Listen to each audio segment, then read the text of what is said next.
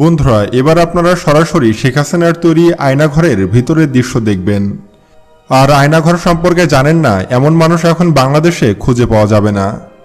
আয়নাঘর হলো শেখ হাসিনার একটি টর্চার সেল, যেখানে মানুষজনদের গুম করা হতো, মেরে ফেলা হতো, এমনকি বন্দি করে রাখা হতো।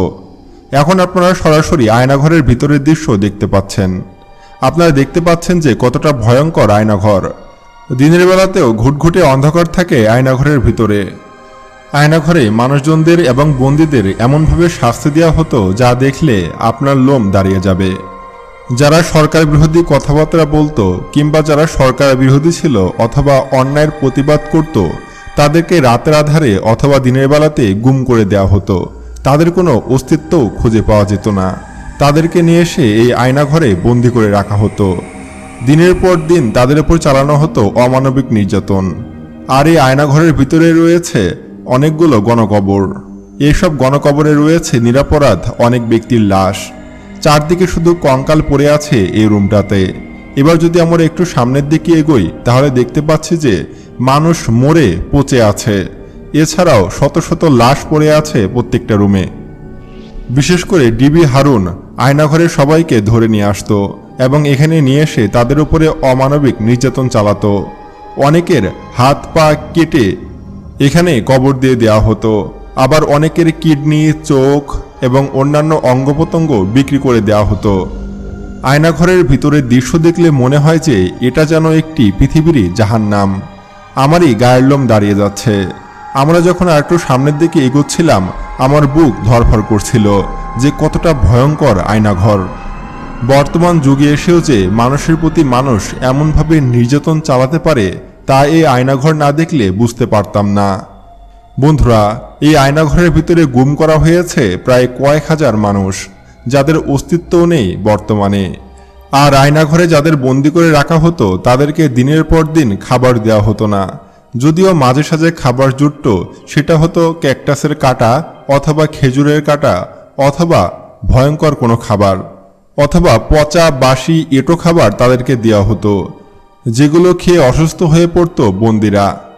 এমনকি তাদের খাবার পানিও দেওয়া হতো না।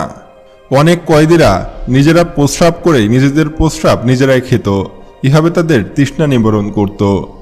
এমনকি কয়েদিদের বন্দি করে তাদের গোপন অঙ্গে ইট বেঁধে দেওয়া হতো, যাতে করে তারা আরও বেশি কষ্ট পায়। এভাবে দিনের পর দিন রাতের পর রাত আয়নাঘরের ভিতরে নির্যাতন চালিয়েছে ডিবি হারুন সহ তার দলবল। আর এদেরকে ক্ষমতা দিয়েছে শেখ হাসিনা। শেখ হাসিনা যে কত বড় স্বৈরশাসক ছিল তা এগুলো দেখলে বোঝা যায়। হাসিনার পালিত কুকুররা এইসব কাজকর্ম করত এখানে। মদ খেয়ে দিনের পর দিন নির্যাতন চালানো হতো এইসব মানুষদেরকে। বন্ধুরা, আয়নাঘরের ভিতরে যে বড় একটি গণকবর পাওয়া গেছে সেগুলো আমি আপনাদেরকে এই ভিডিওর শেষের দিকে দেখাবো, যেগুলো দেখলে আপনার চোখের পানি ধরে রাখতে পারবেন না। আসুন বন্ধুরা, এবার আমরা আয়নাঘরের ভিতরের বেশ কিছু দৃশ্য আপনাদেরকে দেখাই। এখন আপনারা দেখতে পাচ্ছেন যে আয়নাঘর কতটা অন্ধকার এবং কতটা গভীর, যেখানে সূর্যের আলো প্রবেশ করে না। এমনকি সাংবাদিক থেকে শুরু করে কাউকেই এর ভিতরে প্রবেশ করতে দেওয়া হতো না। যদি স্বৈরশাসক হাসিনার পতন না ঘটত তাহলে হয়তো আমরা আয়নাঘর সম্পর্কে কিছুই জানতে পারতাম না। সম্প্রতি বাংলাদেশের আয়নাঘরের সামনে অনেক মানুষ আন্দোলন করায় বিনা অপরাধে যারা আয়নাঘরে বন্দী ছিল তাদেরকে মুক্তি দেওয়া হয়েছে। তারা আয়নাঘর থেকে বের হয়ে বলে যে তারা কখনোই এমন কোনো কিছু দেখেনি। এমনকি তারা নিজেরাও জানে না যে তারা কোথায় ছিল। এই আয়নাঘরে অবস্থানকারে তারা বলেছে যে আয়নাঘরে ঠিকঠাক মতো খাবার দেওয়া হতো না এবং তাদের উপরে চরম নির্যাতন চালানো হতো। সপ্তাহে একবেলা খাবার জুটত। এমনকি এই আয়নাঘরে অনেকের আর্তনাদ দেওয়ালে ভেসে আছে। এমনকি আয়নাঘরের ভিতরে মধ্যযুগীয় কায়দায় বর্বরতা চালাতো পুলিশ বাহিনী। শুধু পুলিশ বাহিনী নয়, বাংলাদেশের গোয়েন্দা সংস্থা ডিজিএফআই কিন্তু ব্যাপক টর্চার চালাতো এই আয়নাঘরের ভিতরে। আপনাদের সামান্য একটু উদাহরণ দিই। এই আয়নাঘরে যারা সরকার বিরোধী ছিল, যারা জনগণের পক্ষে ছিল, যারা অন্যায়ের বিরুদ্ধে প্রতিবাদ করত, তাদেরকে নিয়ে ব্যাপক টর্চার করা হয়েছে। তাদের হাতের আঙুল কেটে ফেলা হয়েছে, তাদেরকে দড়ি দিয়ে বেঁধে ইচ্ছামতো পিটানো হয়েছে, সারা দিন রাত 24 ঘন্টা না খাইয়ে উল্টো করে বাথরুমের মধ্যে শুয়ে রাখা হয়েছে। আর এই আয়নাঘরের রুমগুলো এতটাই ছোট ছিল যে সেখানে কোনো মানুষ সঠিকভাবে বসতেও পারত না। ছোট্ট একটি রুম যেখানে শোয়াও যেত না, সেখানে তাদের প্রসাব করতে হতো, পায়খানা করতে হতো এবং তার মধ্যেই থাকতে হতো। তাহলে একবার কল্পনা করুন কতটা নির্যাতন চালানো হয়েছে এই আয়নাঘরে। ধারণা করা হচ্ছে যে প্রায় 4 থেকে 5,000 বন্দীকে এইসব আয়নাঘরে বন্দি করে রাখা হয়েছিল এবং তাদের উপরে চরম নির্যাতন চালানো হয়েছিল মধ্যযুগীয় কায়দায়। আবার অনেক বন্দী তো মানসিকভাবে পাগল হয়ে গেছে। একজন সুস্থ মানুষকে যদি প্রতিদিন অত্যাচার করা হয় তাহলে তো সে পাগলই হয়ে যাবে। অনেকে আয়নাঘর থেকে বের হয়ে সে নিজেই চিনতে পারছে না যে কোথায় তার বাড়ি, তার সাথে কি ঘটেছিল বা তার কি হয়েছিল, সব কিছুই তারা ভুলে গেছে। এই আয়নাঘরের মধ্যে এতটাই নির্যাতন চালানো হয়েছে যে অনেকের তো কথা বন্ধ হয়ে গেছে, যারা ঠিকঠাক মতো কথা বলতে পারছে না। আমরা একটি ভিডিওতে দেখেছি যে আয়নাঘরের মধ্যে শত শত কঙ্কাল পড়ে আছে। তবে এটি আসলে বাস্তবে আয়নাঘরের ভিডিও কিনা বা অন্য কোনো ভুয়া ভিডিও সেটা বলা যাচ্ছে না এখনই। হতে পারে এটা আয়নাঘরের অপর কোনো চিত্র বা অন্য কোনো আয়নাঘরের ভিডিও।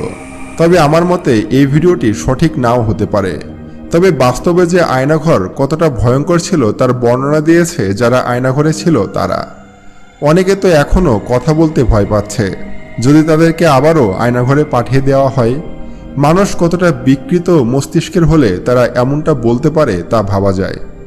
এই আয়নাঘরকে আমরা চাই যেন গুড়িয়ে দেওয়া হয়, কিংবা বর্তমানে যেসব এমপি মন্ত্রীদেরকে আটক করা হয়েছে তাদের যেন এই আয়নাঘরে বন্দি করা হয়। এটাই আমার দাবি থাকবে। বর্তমান ছাত্র সমাজ কি করছে? তারা কি পারছে না এইসব আওয়ামী লীগ নেতাদেরকে এই আয়নাঘরে বন্দি করতে?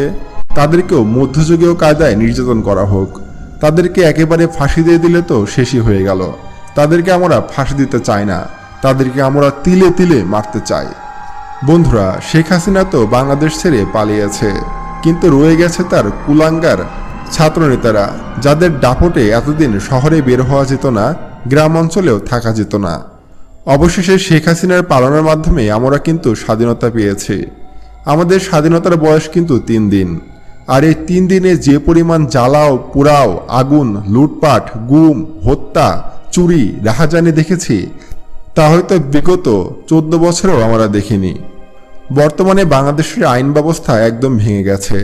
যে যার মতো লুটপাট করছে, যে যার মতো যা ইচ্ছে তাই করছে। আসলে এমন স্বাধীনতা তো আমরা চাইনি। আমরা চেয়েছি সবকিছু একটা নিয়মের মধ্যে আসুক, সবকিছু সৎভাবে হোক, সুষ্ঠুভাবে হোক, বাংলাদেশ আবারও এগিয়ে যাক। কিন্তু আমরা যা দেখতে পাচ্ছি যে বাংলাদেশ হয়তো আরও পিছিয়ে যাবে। এই জাতি যে অসভ্য জাতি আর এই জাতি যে মূর্খ জাতি তা আবারও প্রমাণ করে দিল এই গত 3 দিনের মধ্যে। আমরা স্বাধীনতা চেয়েছি, তার মানে এই নয় যে আমরা জ্বালাও পোড়াও, হত্যা, গুম, রাহাজানি এসব চেয়েছি। কিন্তু আমরা তো বাঙালি, আমরা তো এসব কাজে ওস্তাদ। এমনকি জাতির জনক বঙ্গবন্ধু শেখ মুজিবুর রহমান, যার জন্য আমাদের বাংলাদেশ স্বাধীন হয়েছে, তাকেও অপমান করতে বাদ দেয়নি আমরা। তার মূর্তি সব ভেঙে ফেলেছি। যেহেতু ইসলামে আছে যে মূর্তি ভাঙা ফরজ, সেহেতু আমাদের মূর্তি ভাঙাটা ঠিক আছে। কিন্তু তার মূর্তির উপরে হিসু করা, তার মূর্তির উপরে জুতা ঝোলানো, এসব কোনো বাঙালি করতে পারে না। তবে সেটা যাই হোক, বাংলাদেশের সাধারণ মানুষের ক্ষতি করা কিন্তু কারো উচিত হচ্ছে না। আমি সম্প্রতি দেখছি যে বাংলাদেশের ডাকাতি, রাহাজানি ইত্যাদি অনেক বেড়ে গিয়েছে। এসবকে সুষ্ঠুভাবে সমাধান করতে হবে। তা না হলে এর দায় কিন্তু ছাত্রদেরকে নিতে হবে। যে ছাত্ররা আন্দোলন করে শেখ হাসিনাকে বাংলাদেশ থেকে তাড়িয়ে দিয়েছে স্বাধীন বাংলাদেশের আশায়, সেই ছাত্রদেরকেই কিন্তু আবার সবকিছু গুছিয়ে নিতে হবে। এখন আমরা স্বাধীন, এখন আমরা চাইলে সবকিছুই করতে পারবো। আসুন আমরা সকলে মিলে সুন্দরভাবে দেশটাকে গড়ি, দেশটাকে নতুনভাবে সামনের দিকে এগিয়ে নিয়ে যাই। কে আওয়ামী লীগ, কে বিএনপি, কে ছাত্রলীগ, কে অন্য কোনো দল, সেসব দেখার বিষয় এখন না। এখন আমাদের সবারই লক্ষ্য দেশটাকে এগিয়ে নিয়ে যাওয়া। কারণ বাংলাদেশ অনেক পিছিয়ে গেছে।